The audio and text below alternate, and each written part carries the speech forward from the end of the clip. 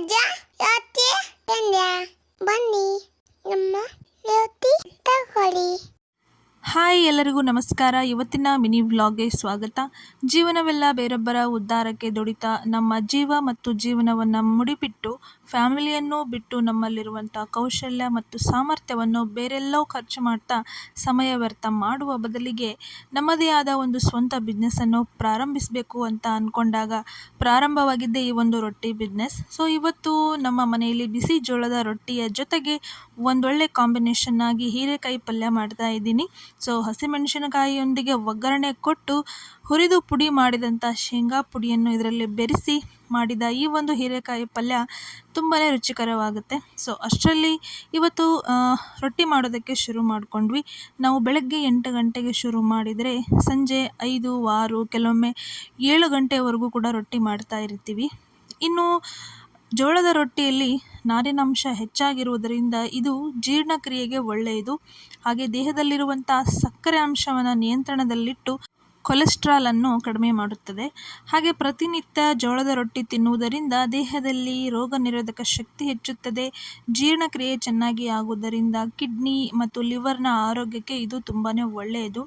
ಹಾಗೆ ಮಧುಮೇಹಿಗಳಿಗೂ ಕೂಡ ಅತ್ಯುತ್ತಮವಾಗಿದೆ. ಹಾಗೂ ಜೋಳದ ರೊಟ್ಟಿ ತಿನ್ನುವುದರಿಂದ ಗ್ಯಾಸ್ಟ್ರಿಕ್ನಂತಹ ಅತಿಯಾದ ಅಸಿಡಿಟಿ, ಹೆಚ್ಚು ಹೊಟ್ಟೆ ನೋವು, ಸೊ ಈ ಬಗೆಯ ಸಮಸ್ಯೆಗಳು ಕೂಡ ಕಂಡುಬರುವುದಿಲ್ಲ. ಹಾಗೆ ಜೋಳದ ರೊಟ್ಟಿಯಲ್ಲಿ vitamin A, C, K, B ಈ ವಿಟಮಿನ್ಗಳಲ್ಲದೆ ಕಬ್ಬಿಣಾಂಶ ಮತ್ತು ರಂಜಕ ಅಧಿಕವಾಗಿರುವುದರಿಂದ ಆರೋಗ್ಯಕ್ಕೆ ತುಂಬಾ ಒಳ್ಳೆಯದು.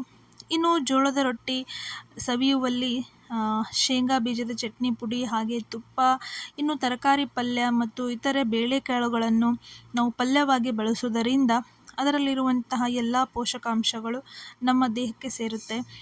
ಇನ್ನು ಜೋಳದ ರೊಟ್ಟಿಯಲ್ಲಿ ಅತ್ಯಧಿಕ ಬೀಟಾ ಕೆರೋಟಿನ್ ಹಾಗೂ ಸೆಲಿನಿಯಂ ಇರುವುದರಿಂದ ಇದು ಥೈರಾಯ್ಡ್ ಗ್ರಂಥಿಯನ್ನು ಸರಿಯಾಗಿ ಕಾರ್ಯನಿರ್ವಹಿಸುವಂತೆ ಸಹಕರಿಸುತ್ತೆ. ಹಾಗೆ ಗರ್ಭಿಣಿಯರಿಗೆ ಭ್ರೂಣದಲ್ಲಿರುವಂಥ ಮಗುವಿನ ಬೆಳವಣಿಗೆಗೆ ಜೋಳದ ರೊಟ್ಟಿ ತುಂಬಾ ಒಳ್ಳೆಯದು.